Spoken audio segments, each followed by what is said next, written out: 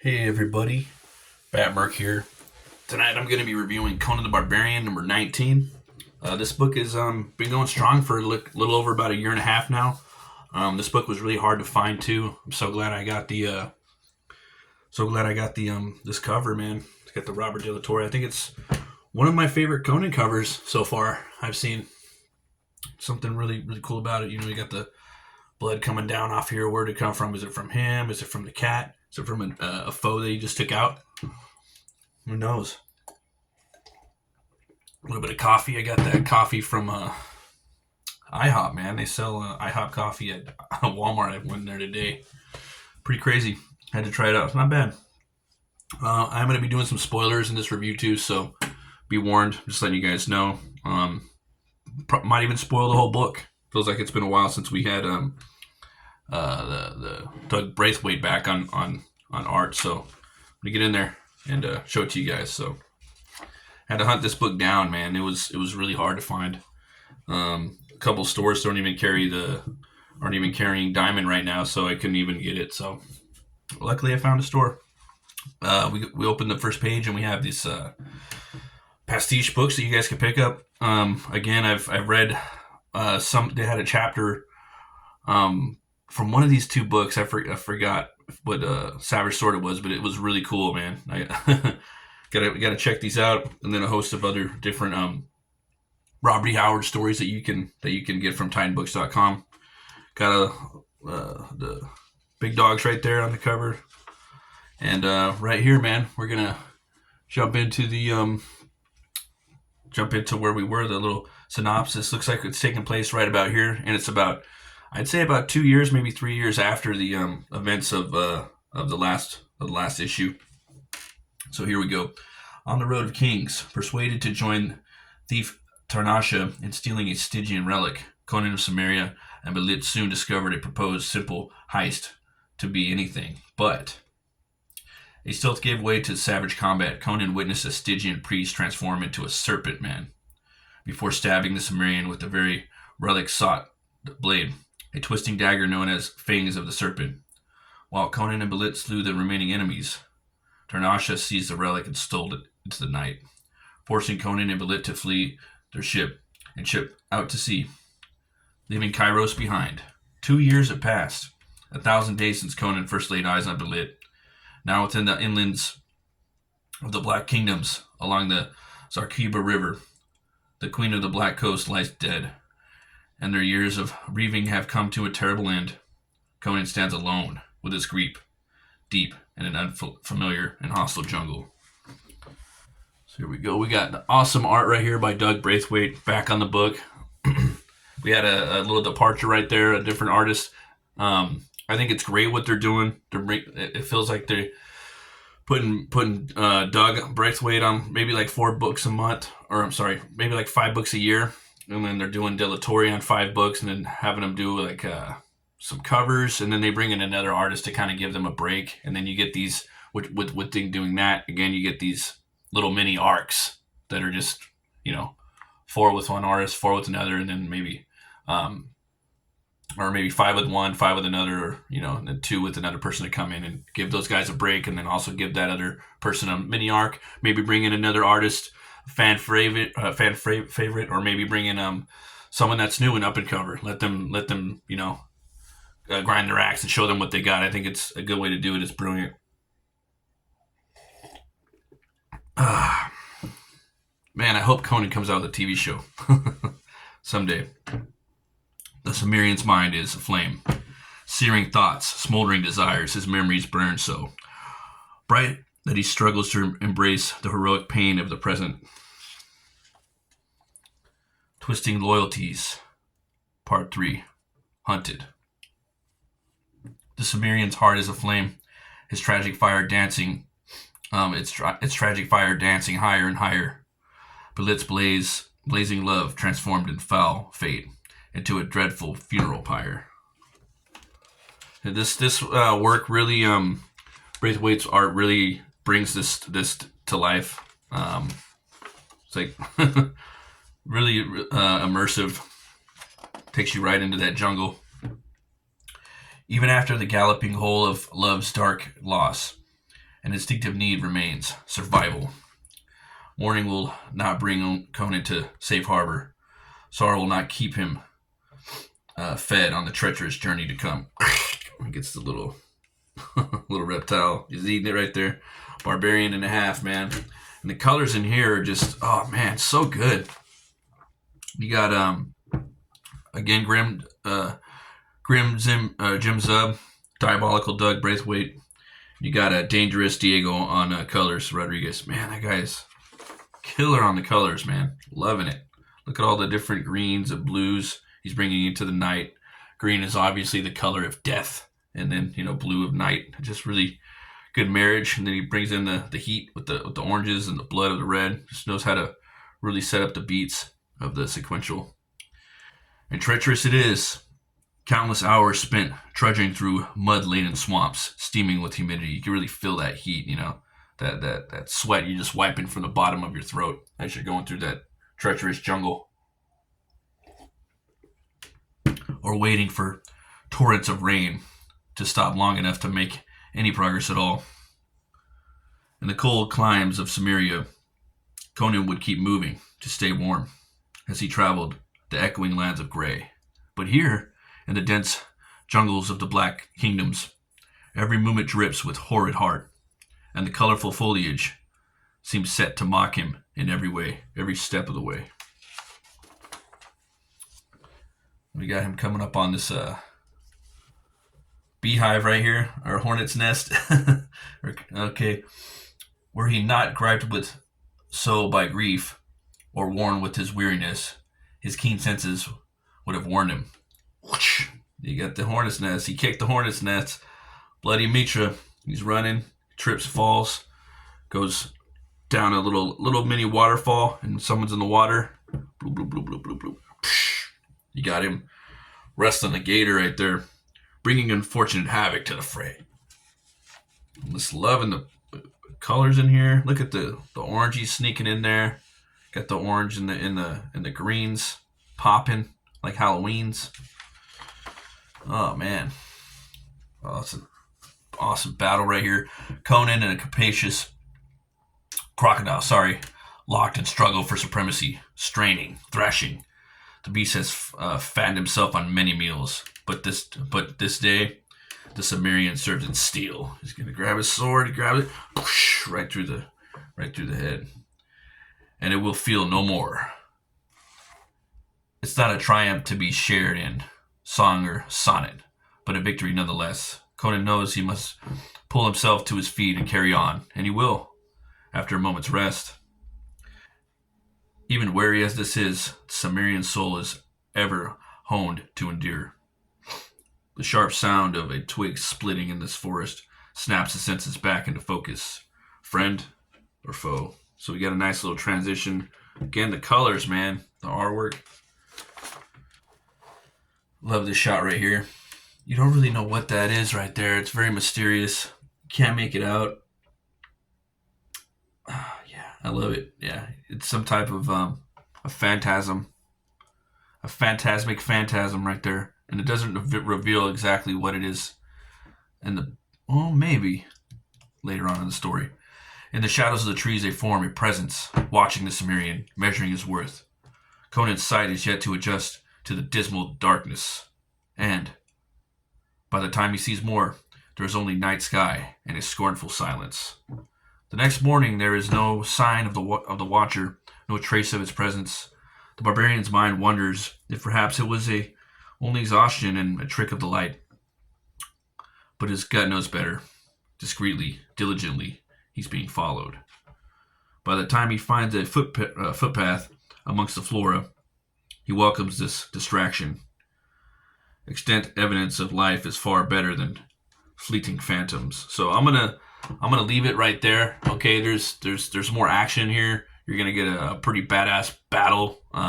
I really want to spoil it too, but part of me doesn't. I want you guys to go out there and pick up the fucking book and read it. You guys really should go out there and definitely support this book. Wait till you see this beast he goes toe to toe with in here. And the book's packed all the way to the end. We get a nice little ad right back here of different Conan stuff. I don't want to show this page really too much. It's going to spoil it. All right, here we go. Cover gallery, baby. Absolutely, I got the cover I wanted. This was the one I wanted, but I'm really digging this Braithwaite throwback cover right here with the trade dress. Looks like the old Marvel days, but it's cool because you got the new heroic signatures one going up. And this one's so cool. It's so cool. Instead of okay, oh cool. It's kind of got that primal Gennady Tartakovsky primal feel to it. You know, like Spear and Tooth. If you guys haven't seen Primal, that's the best fucking show I've seen. Probably in about 10 years. It's still like just so good. I can't wait for season 3. This one is phenomenal. Marco Rudy. Oh man, look at that. That is so cool. I'm so excited this year too, man. I'm excited for what they're gonna have. I really like this cover too. You're getting the Belit like haunting over him. You know, that would be a really cool piece of art to have as well. And this too. And then we have Zula, Warrior, Wizard of Zambala, part 19 by Jeffrey Shanks. And next issue, you're gonna get this really cool cover right here. He's fighting Zula right here. So I'm gonna try to scoop up that cover. We're gonna read a little bit into this. In the original Robert E. Howard stories, Conan had very few recurring comrades or compatriots.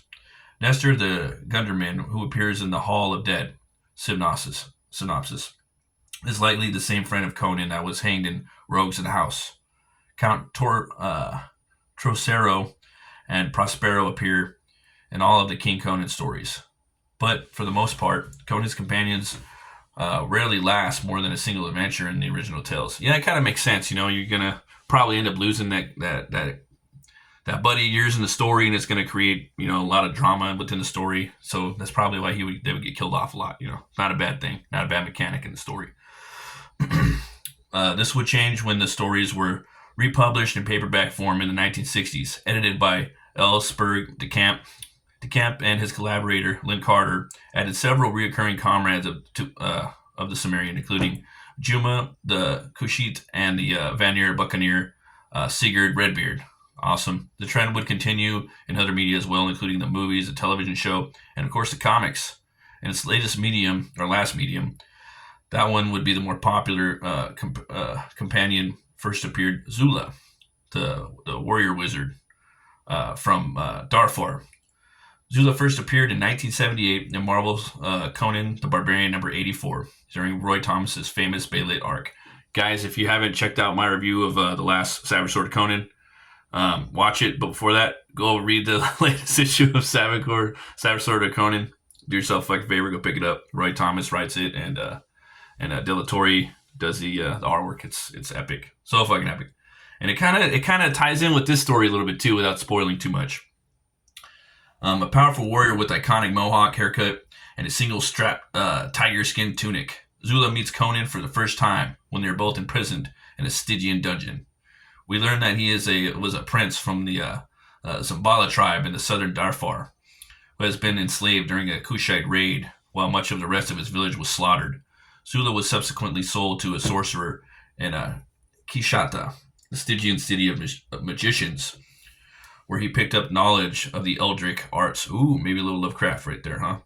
After escaping the dungeon for the next issues, Zula would fight alongside Conan and Belit in several adventures, even facing off against the powerful sorcerer Thoth-Amon before finally parting ways. Zula would appear sporadically in the comics over the next 2 decades, with the notable arc early in the 1990s, teaming up with both Conan and Red Sonja in issues 244 and issues 250. In this arc, the three would take on the menace of Varney, the original vampire in the Marvel Universe. Varney, man, that's one guy that they could still do in the movies. They need to get out there. I know we're talking about Conan and Howard, but they need to make more Blade movies, man. More Blade movies.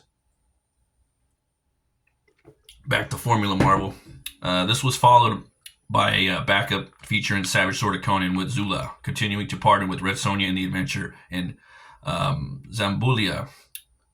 His first appearance would be in the 3-issue miniseries Conan, Flame and the Fiend by Roy Thomas and Jeff Isherwood in 2000. Zula also appeared in other media, most notably a female version of the character played by singer Grace Jones in Conan the Destroyer.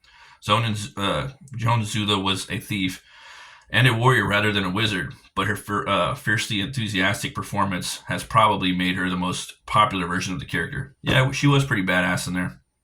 Another incarnation of Zula is the one based on the male comic book version. And that was a major supporting character in the 1990s animated cartoon Conan the Adventure. Man, I went to try to finish watching that cartoon Conan the Adventure. It was on Tubi for a long time for free. I got to like the first few episodes with the kid, and man, they took it off. So hopefully they'll bring it back pretty soon. Tubi's was killing it with the 90s and the 80s cartoons for a minute there.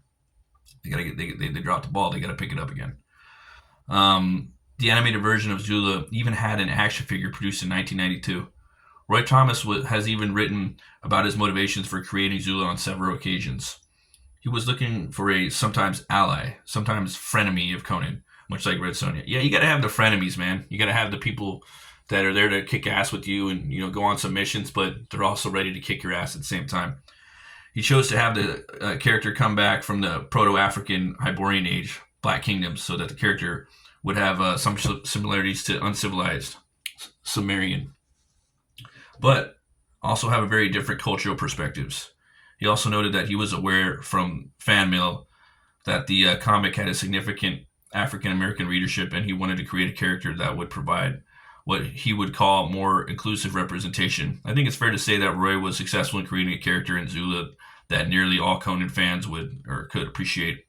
And it's great to finally see him back, this time in Jim Zub's fresh new take on the character. No, that's cool, man. Definitely got to have the character come back.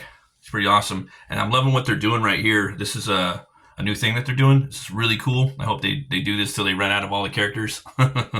And yeah, like title cards. So Zula, this is from the Hyborian Age. Hail and well met, Hyborians.